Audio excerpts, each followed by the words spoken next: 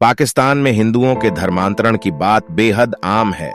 कई बार तो ये मीडिया की नजर में भी नहीं आता। हालांकि कुछ ऐसे किस्से जरूर हैं जो मीडिया की नजरों में आए और इस पर पूरी दुनिया में चर्चा हो रही है। कहते हैं प्रेम किसी सरहद का मोहताज नहीं होता, लेकिन प्रेम में कोई शर्त भी नहीं होनी चाहिए। भारत से पाकिस्तान गई अंजू ने अब इस्लाम अपना लिया है और फातिमा बन गई हैं। उन्होंने वहां फातिमा बन के अपने प्रेमी नसरुल्लाह से निकाह भी कर लिया है। लेकिन अब इस पर सवाल उठ रहे हैं कि जब कुछ दिनों पहले तक अंजू ये कह रही थीं कि वह शादी के लिए इस्लाम कबूल नहीं करेंगी, तो ऐसा क्या हुआ कि उन्हें अपने प्रेमी से शादी करने के लिए इस्लाम कबूल करना पड़ा?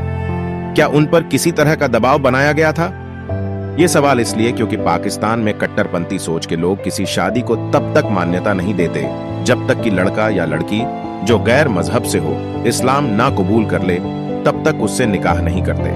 दरअसल पाकिस्तान में हिंदुओं का धर्मांतर कोई नई बात नहीं है। खास तौर से महिलाओं और लड़कियों के मामले में ये रिपोर्ट और भी खराब है।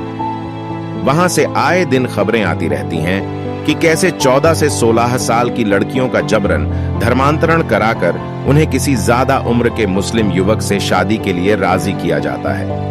पाकिस्तान में कई हिंदुओं ने आजादी के बाद से अब तक इस्लाम को कबूल कर लिया है। कुछ ने ऐसा सामाजिक दबाव में आकर किया, तो कुछ लोगों को जबरन ऐसा करने पर मजबूर किया गया।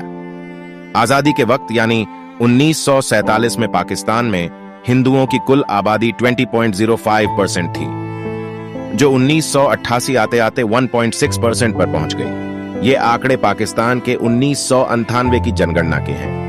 वहीं 2017 में जो जनगणना हुई उसके मुताबिक पाकिस्तान में हिंदुओं की आबादी लगभग 45 लाख थी, यानी पाकिस्तान की कुल जनसंख्या का 2.14% थी, जबकि मुस्लिमों की आबादी पाकिस्तान में 96.47% है। हिंदुओं की जनसंख्या की तुलना अगर आजादी के समय से हम करें तो ये बेहद कम है। विशेषज्ञ ऐसा मानते हैं कि इनकी जनसंख्या में आई कमी के पीछे एक बड़ा कारण धर्मांतरण है। पाकिस्तान में हिंदुओं के धर्मांतरण की बात बेहद आम है। कई बार तो ये मीडिया की नजर में भी नहीं आता। हालांकि कुछ ऐसे किस्से जरूर हैं जो मीडिया की नजरों में आए और इस पर पूरी दुनिया में चर्चा हुई। जैसे साल 2020 में पाकिस्तान की एक एक्टिविस्ट ने क्लेम किया था कि वहां के सिंध प्रांत में एक दिन में ही 171 लोगों को इस्लाम कबूल कराया गया। इसमें हिंदू महिलाएं, बच्चियां और मर्द शामिल थे।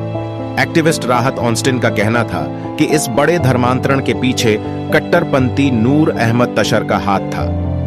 वहीं मई 2023 में एक रिपोर्ट आई जिसके अनुसार पाकिस्तान में एक साथ 50 लोगों ने हिंदू धर्म को छोड़कर इस्लाम कबूल कर लिया। इसमें सभी 10 परिवार शामिल थे।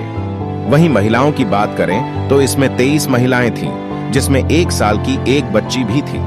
द प्रिंट की रिपोर्ट के अनुसार इस धर्मांतरण को मोहम्मद शमरोज खान ने कराया था।